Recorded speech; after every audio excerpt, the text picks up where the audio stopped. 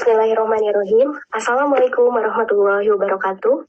Alhamdulillahirabbil alamin. Assalatu wassalamu ala asrofil anbiya wal mursalin wa ala alihi washabihi ajmain. Amma ba'du. Rabbi shrah li sadri wa yassir li amri wahlul 'uqdatam min lisani yafqahu qawli. Puji dan syukur mari kita panjatkan kehadirat Allah Subhanahu wa taala. Yang mana atas kehadiratnya kita dapat berkumpul dalam forum ini. Tak lupa juga salawat serta salam kita panjatkan kepada Nabi besar Muhammad SAW. Perkenalkan, saya Ina Cynthia Bella dengan 3 rekan saya. Saya Ruben Zain Padilla dari 11 TKJ 1. Saya Trismawan dari kelas 11 TKJ 1. Saya Prima Fikri dari 11 TKJ 1. Oke, pada kesempatan kali ini kami akan membahas bab 4 mengenai saling menasehati dalam Islam. Izinkan saya membagikan materinya. Ini dia. Pada dasarnya, setiap individu muslim diperintahkan untuk melaksanakan dakwah Islam sesuai dengan kadar kemampuannya.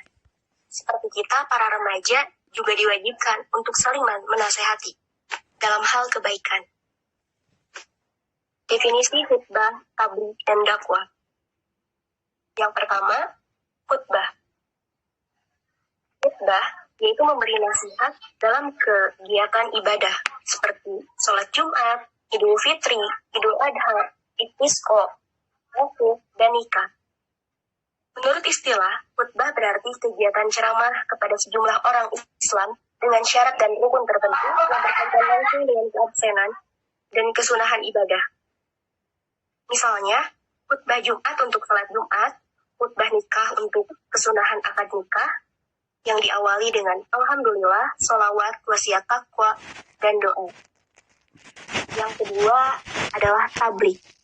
Tabligh yaitu menyampaikan, memberitahu dengan lisan.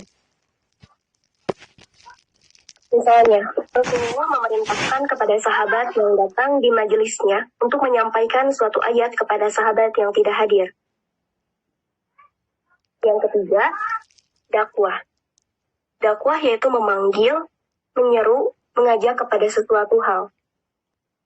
Misalnya, santunan anak yatim, sumbangan untuk membangun fasilitas umum, dan lain sebagainya.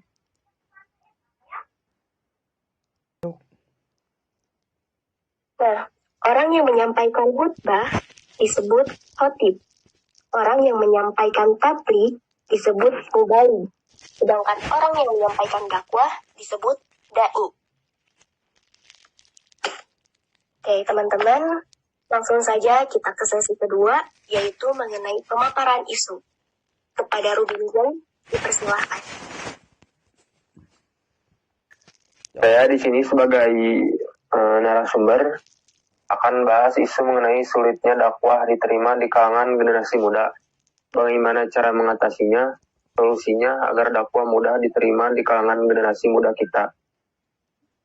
Agar juga kita dapat mudah untuk membagi ilmu, pengetahuan kita tentang agama dengan mudah dan diterima oleh kalangan remaja zaman sekarang.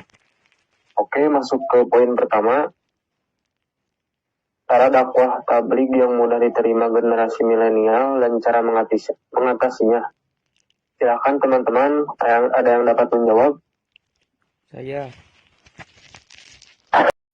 Generasi era milenial sekarang ini tentu berbeda dengan generasi 20 tahun yang lalu, di mana kecanggihan dan teknologi yang mengubah dunia menjadi dunia digital, menjadikan generasi milenial lebih memperhatikan gadgetnya.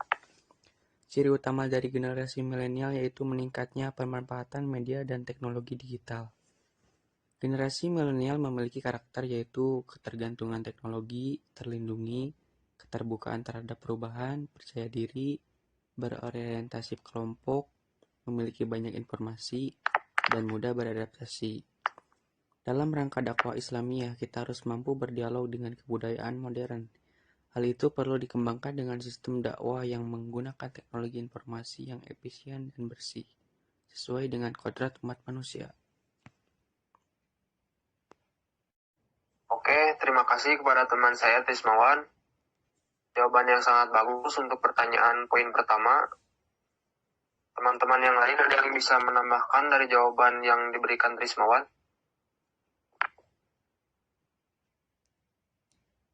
Kalau tidak, saya akan melanjutkan ke poin atau pertanyaan kedua mengenai isu ini. Sepertinya tidak ada. Kita lanjut ke poin kedua. Perlu tidaknya komunitas tabligh dakwah seumur kita, bagaimana solusinya? Silakan teman-teman, ada yang bisa jawab? Ya, Oke, silakan. Prima. jadi pada era kemajuan teknologi saat ini,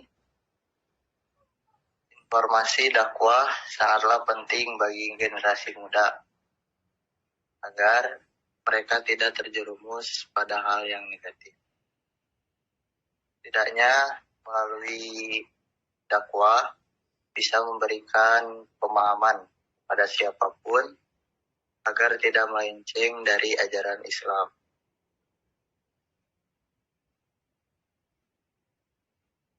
Kalangan anak remaja zaman sekarang yang seperti kita ketahui banyak sekali pergaulan atau kegiatan akhlak anak muda yang melenceng dari ajaran Islam.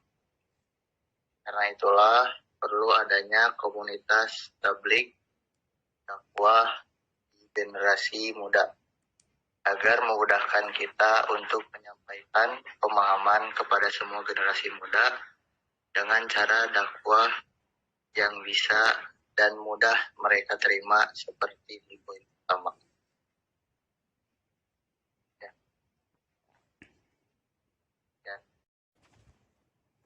Oke, terima kasih kepada teman-teman yang sudah menjawab. Jawabannya sangat membantu untuk kita menyampaikan dakwah dengan benar kepada kalangan muda zaman sekarang. Oke, pembahasan mengenai isu sudah selesai. Saya kembalikan lagi kepada teman saya sebagai MC di pembahasan kali ini. Silakan. Ya, sederhananya, dakwah membawa umat kepada Allah. Kalau juru dakwah tidak kenal Allah, bagaimana mungkin bisa membawa umat kepada Allah? Mungkin cukup sekian pembahasan di bab 4 ini. Terima kasih. Sekian yang dapat kami paparkan. Mohon maaf bila banyak kesalahan. Wassalamualaikum warahmatullahi wabarakatuh. Waalaikumsalam warahmatullahi wabarakatuh.